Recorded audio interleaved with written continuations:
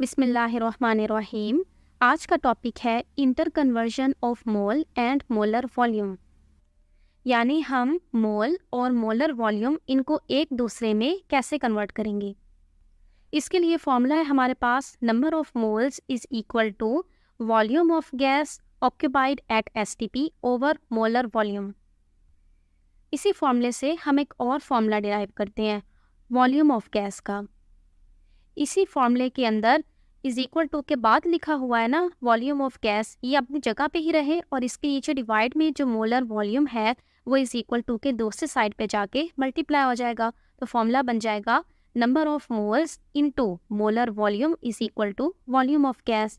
इसको अरेंज कर लेते हैं, volume of gas is equal to moles into molar volume. बहुत कम ऐसी सूरतें होती हैं कि हमें पहला वाला फॉर्मूला यूज़ करना पड़े, अक्सर दूसरा फॉर्मूला ही यूज़ होता है कि हमें हमेशा मोल्स मिले होते हैं और वॉल्यूम हमने फाइंड करना होता है। अब ये एग्जांपल देख लेते हैं। What volume of oxygen gas occupied by 1.5 moles at STP. Data बना लेते हैं, मोल्स हमें मिले हुए हैं 1.5 मोल्स और वॉल्यूम हमने फाइंड करना है। वॉल्यूम ऑफ गैस का फॉर्मूला लगा लेते हैं, volume of gas is equal to number of moles into molar volume. Number of moles है 1.5 और मोलर वॉल्यूम होता है 22.4 डीएम क्यूब। इन दोनों का आंसर आ जाएगा 33.6 DM cube. DM cube volume के यूनिट्स हैं, एक डीएम क्यूब 1 लीटर के इक्वल होता है।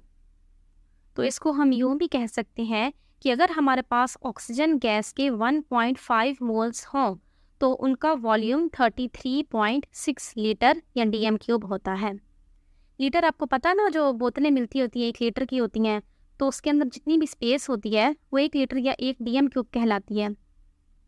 मोलर वॉल्यूम का मतलब होता है कि एसटीपी पे, यानी कि स्टैंडर्ड टेम्परेचर एंड प्रेशर, जिसके अंदर टेम्परेचर होता है 273 केल्विन और प्रेशर होता है 1 atm। तो एसटीपी पे किसी भी गैस के 1 मोल का जो वॉल्यूम होता है उसको कहते हैं मोलर वॉल्यूम, और वो हमेशा 22.4 डीएम क्यूब होता है। यानी अगर किसी भी गैस का 1 मोल है तो उसका वॉल्यूम 22.4 डीएम क्यूब ही होगा, भले वो गैस जैसी मर्जी हो, भले ऑक्सीजन हो, मीथेन हो, कार्बन डाइऑक्साइड वगैरह हो। एक और क्वेश्चन देख लेते हैं। What volume of methane gas is occupied by 3 moles at STP. Data में मोल्स हैं 3 और वॉल्यूम हमने फाइंड करना है। फॉर्मूला लिख लेते हैं, volume of gas is equal to number of moles into molar volume.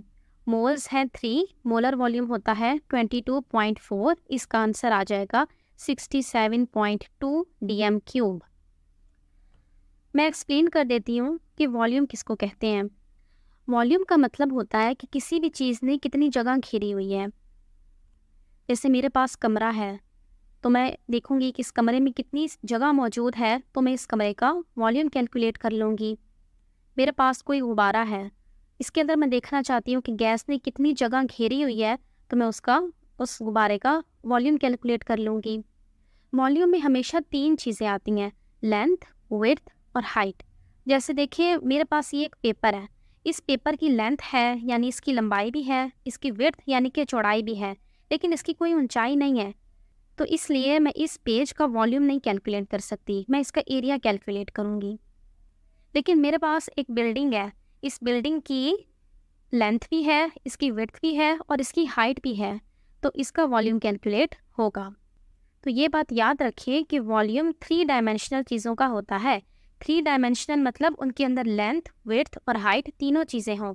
अगर वो 2 डायमेंशनल या 1 डायमेंशनल है तो हम उनका एरिया या लेंथ वगैरह कैलकुलेट कर लेते हैं, हम उनका वॉल्यूम नहीं कैलकुलेट करते।